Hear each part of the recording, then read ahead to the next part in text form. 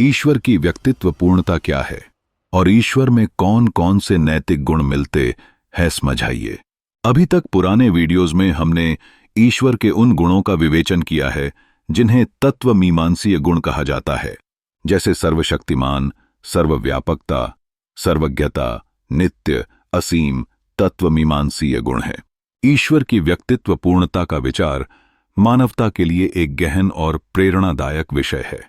धार्मिक व दार्शनिक कथाओं में ईश्वर को एक सजीव एवं संवेदनशील व्यक्तित्व के रूप में मान्यता दी गई है। जब ईश्वरवादी दार्शनिक ईश्वर को व्यक्तित्वपूर्ण या व्यक्तित्व संपन्न कहते हैं तो इससे उनका तात्पर्य यह होता है कि ईश्वर में मानवीय व्यक्तित्व की सभी मूल विशेषताएं अवश्य पाई जाती हैं। सामान्यतः मनुष्य को व्यक्ति कहने का अर्थ यह होता है कि वह शरीर मन सहित एक बुद्धिमान प्राणी है। उसमें जगत की चेतना के साथ साथ आत्मचेतना विद्यमान है। वह दूसरों के हित का साधन मात्र न होकर स्वतः साध्य तथा प्रतिष्ठित प्राणी है। उसके समस्त ऐच्छिक कर्मों का एक निश्चित लक्ष्य होता है और वह नैतिक नियमों एवं मूल्यों को सर्वाधिक महत्व देते हुए उनके अनुरूप कर्म करता है अथवा कर सकता है। इसी अर्थ में हम मनुष्य को व्यक्तित्व संपन्न कहकर उसे समस्त भौतिक वस्तुओं से पृथक करते हैं जो अनिवार्यतः व्यक्तित्व रहित होती हैं। ईश्वर की व्यक्तित्व पूर्णता का भी मूलतः यही अर्थ समझा जाता है जो उसे निर्गुण, निराकार, निर्विशेष तथा व्यक्तित्व रहित ब्रह्म या परम तत्व से पृथक करता है। ऐसे ब्रह्म अथवा परम तत्व के विपरीत व्यक्तित्व संपन्न ईश्वर ही भक्तों को अपना उपास्य देवता, सहायक तथा मार्गदर्शक प्रतीत होता है, जिसके अनुग्रह की वे आकांक्षा करते हैं और जिस पर वे पूर्ण रूप से निर्भर रहते हैं। यही कारण है कि वे ऐसे ही व्यक्तित्वपूर्ण ईश्वर की सत्ता में विश्वास करते हैं। अनेक ईश्वरोपासक तथा ईश्वरवादी दार्शनिक ईश्वर को निर्गुण एवं निराकार न मानकर सगुण और व्यक्तित्व संपन्न मानते हैं। वे ईश्वर की कल्पना विशेष प्रकार के व्यक्तित्व से संपन्न एक ऐसे महापुरुष के रूप में करते हैं जो इस जगत का रचयिता, पालनकर्ता एवं संहारक है और जिसमें समस्त सद्गुण असीमित मात्रा में विद्यमान है।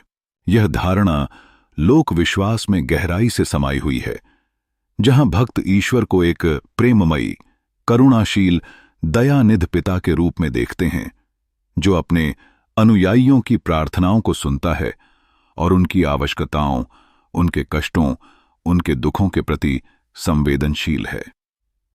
इस दृष्टिकोण से ईश्वर एक निर्गुण और निराकार रूप से भिन्न है, क्योंकि ये गुण मनुष्यों की भक्ति एवं समर्पण को आकर्षित नहीं कर पाते।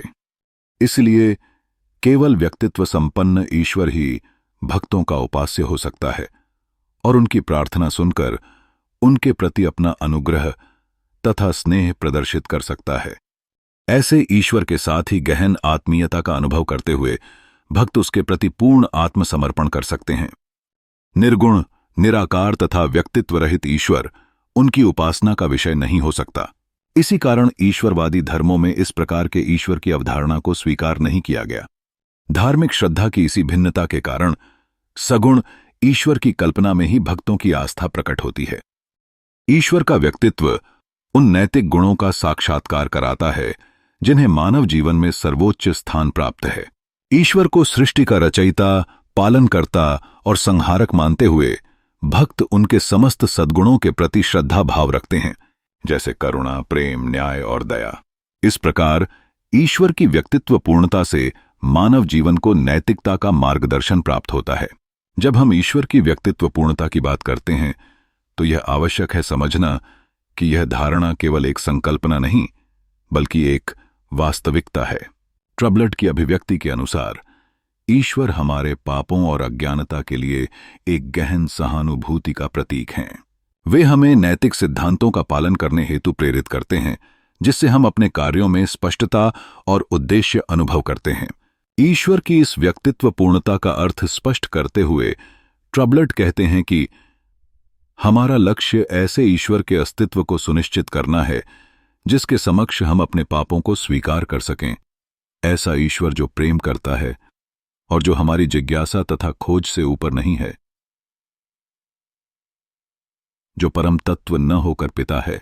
पूर्णतः व्यक्तित्व संपन्न ईश्वर के विचार का अर्थ यह है कि ईश्वर चेतना तथा आत्मचेतना का केंद्र है और इसी कारण वह केवल शक्ति तथा नियम के शासन से पूर्णतया भिन्न है। यद्यपि ईश्वर निश्चय ही शक्ति एवं प्राकृतिक नियम दोनों का स्रोत है।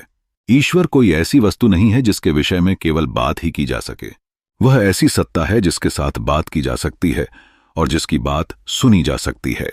इस विचार से यह प्रमाणित होता है कि ईश्वर की क्षमता केवल नियमों और शक्तियों की नहीं, बल्कि संवेदनाओं और मानवीय संबंधों के अनुरूप है। इस प्रकार ट्रबलट के अनुसार ईश्वर एक ऐसी व्यक्तित्व संपन्न सत्ता है जिसके साथ भक्त अपना पूजा या आराधना द्वारा संपर्क स्थापित कर सकते हैं, जो उनके लिए सहायक तथा मार्गदर्शक है और जो सभी प्राणियों से पिता की भांति प्रेम करता है। कुछ पाश्चात्य दार्शनिकों के समान ही अनेक भारतीय दार्शनिक, विशेषतः वैष्णव दार्शनिक भी ईश्वर के स्वरूप के विषय में मूलतः इसी दृष्टिकोण को स्वीकार करते हैं। जो ईश्वरवादी दार्शनिक ईश्वर को व्यक्तित्व संपन्न सत्ता के रूप में स्वीकार करते हैं, वे उसे अनिवार्यतः समस्त नैतिक सद्गुणों से भी परिपूर्ण मानते हैं। उनका मत है कि ऐसे व्यक्तित्वपूर्ण ईश्वर में प्रेम, शुभत्व, करुणा, परोपकार, न्याय, उदारता, क्षमाशीलता आदि नैतिक सद्गुण असीमित मात्रा में पाए जाते हैं।